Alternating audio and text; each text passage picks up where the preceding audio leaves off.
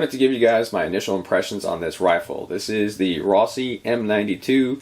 This is the 38 Special 357 chambered 20-inch barrel stainless steel model. And I was hoping for the best for this rifle because from what I've read there's a lot of negative and mixed reviews on this rifle. The more experienced lever action shooters will tell you, and this is the honest truth, that these come slightly unfinished from the factory. It is classic Rossi hit and miss quality control. There's only a few minor areas that I can deal with, and I'll be dealing with them shortly here, but I'm going to explain them to you. Right off the bat, the front bead fell off. Not the entire front sight, just the bead that's inserted into the front sight. So that is super glued in.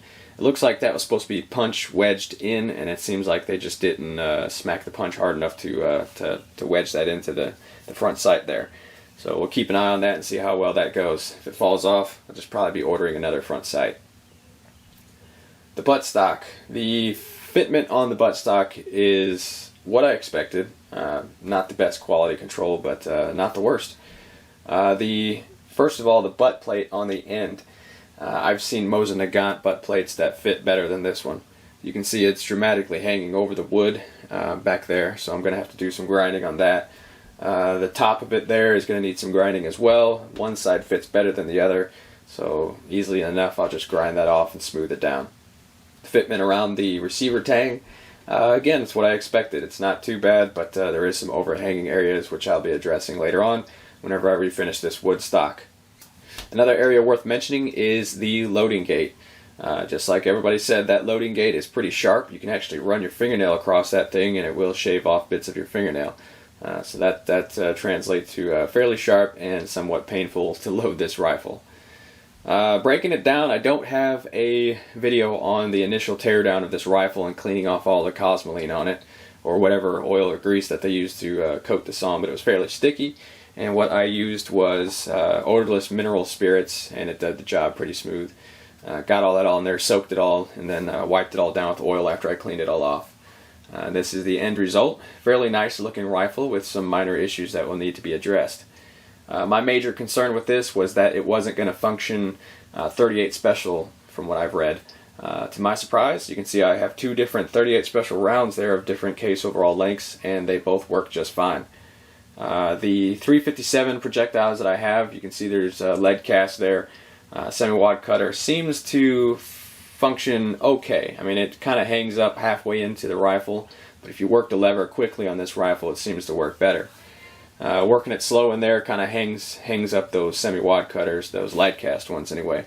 If you function this rifle quickly, they just go right in there. Everything else functions just great. I haven't shot this yet, but I will, and expect a video on that, of course. I'll also be doing a teardown video of this. The teardown on this rifle is pretty tedious, but I got it done, and it wasn't too bad. Some of the things on the inside of the receiver, I can tell there's some smoothing out that's going to need to be done. That being said, the lever actually does function fairly smooth. It's not too bad, but I can tell there's some areas that are going to need to be smoothed out. There were plenty of machine burrs left over from manufacturing this rifle.